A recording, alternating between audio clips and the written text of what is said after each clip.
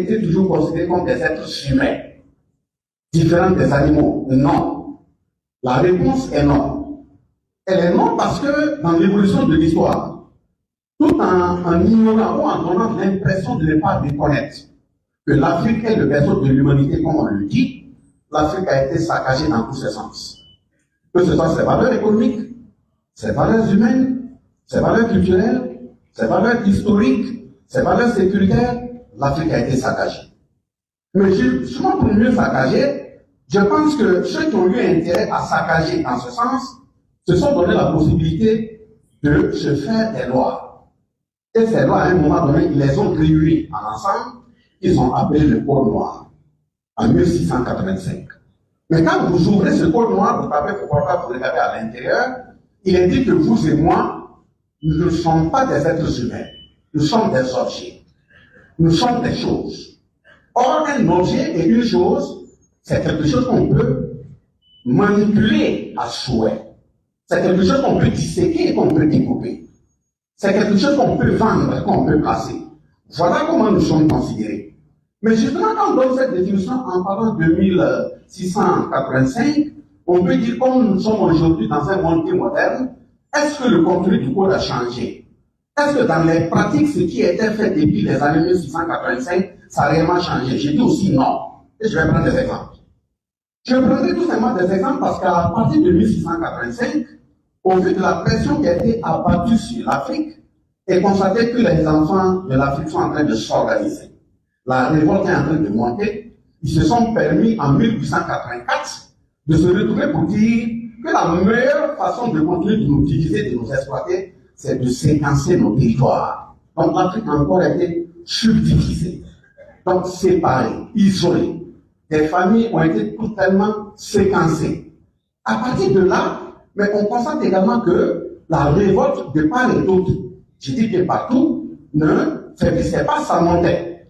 Et quand ça montait, il faut changer de terme. Au lieu de continuer à parler de traite négrière, continuer à parler d'esclavage, il faut changer et puis parler maintenant de colonisation. Donc on se partage l'Afrique, on vient, on pille ses richesses, on pille ses hommes dans tous ses sens, et puis on évolue. Mais le contenu est toujours le même. Et le contenu, que ce soit de l'esclavage, que ce soit la traite négrière, que ce soit la colonisation, le dénominateur est commun. C'est comment déshumaniser l'Africain. Track business mileage with the QuickBooks mobile app and automatically track your potential. C'est comment détruire l'Africain. C'est comment chosifier l'Africain.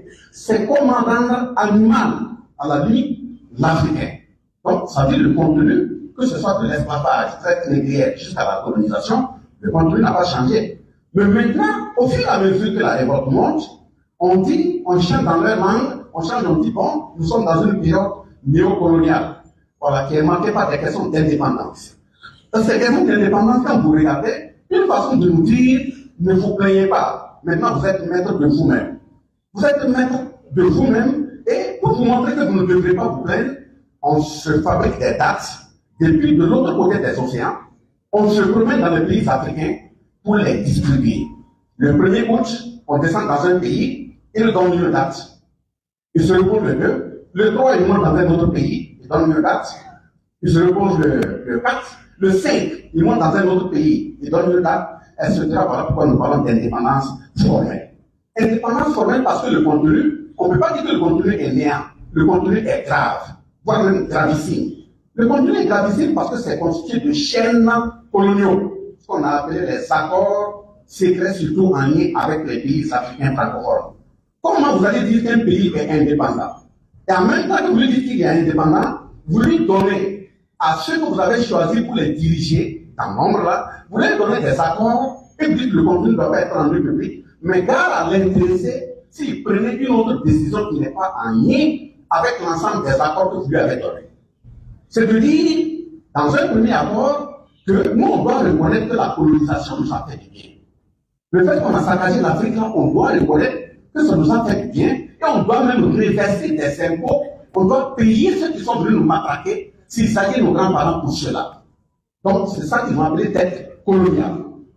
Le deuxième élément, on estime que, si je prends le cas de la France, qui a colonisé la Haute-Volta, aujourd'hui Burkina Faso, si la France a des difficultés telle qu'elle est en train de provoquer la Russie et bien d'autres pays, si ça se déclare, elle a la possibilité de venir ramasser les jeunes burkinabés pour aller la défendre. Ça, c'est un accord. Le troisième accord, on estime que la salle dans laquelle nous sommes assis, si on trouve de l'or dans le sous-sol, si on trouve du diamant dans le sous-sol, si on trouve du pétrole dans le sous-sol, ce n'est pas pour nous, c'est pour eux. Et ils doivent venir vérifier pour voir s'ils veulent ou s'ils ne veulent pas avant d'en disposer. Et quatrième élément, il faudrait que toutes les ressources qu'on va trouver sur notre sol, chaque année, on doit faire un point exhaustif, en tout cas des qualités de ressources humaines dans le sol là, et puis leur envoyer. Et cinquième élément, on ne doit pas aller payer, tel que le Burkina Faso, on n'a pas la possibilité d'aller payer nos armes pour nous défendre ailleurs.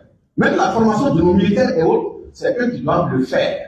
Et sixième élément, il faut que si à un moment donné, ils estiment que nous, Burkinabés, qui sommes en train de nous battre, ils ne sont pas d'accord, ils ont la possibilité d'amener leurs armées sans notre consentement, venir nous pilonner et se positionner comme ils veulent.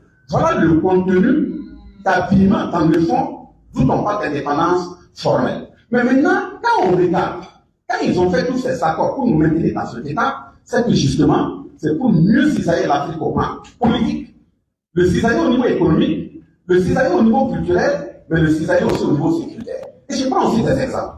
Mais en même temps qu'on donne les accords, les 11 accords, on dit, celui qu'on a désigné, c'est eux qui l'ont désigné, c'est pas nous.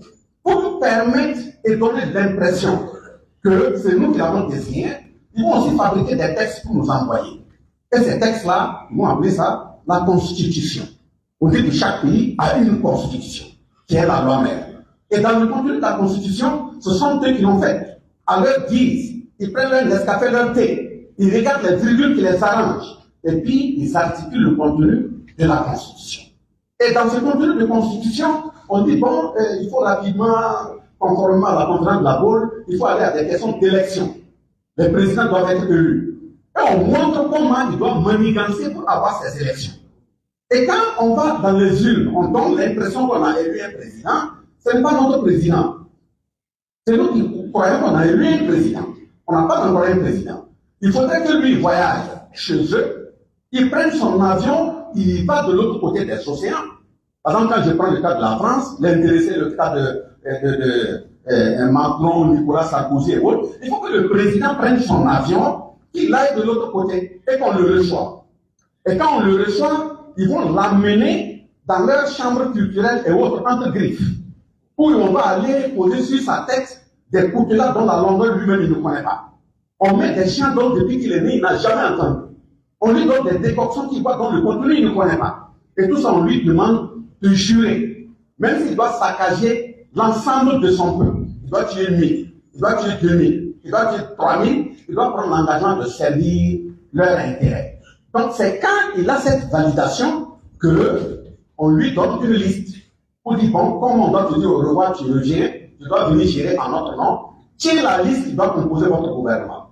Voilà. Le Premier ministre, le nom est connu. Voilà. Le ministre de la Défense, le nom est connu. Et voilà. Le ministre des Affaires étrangères, le nom est connu.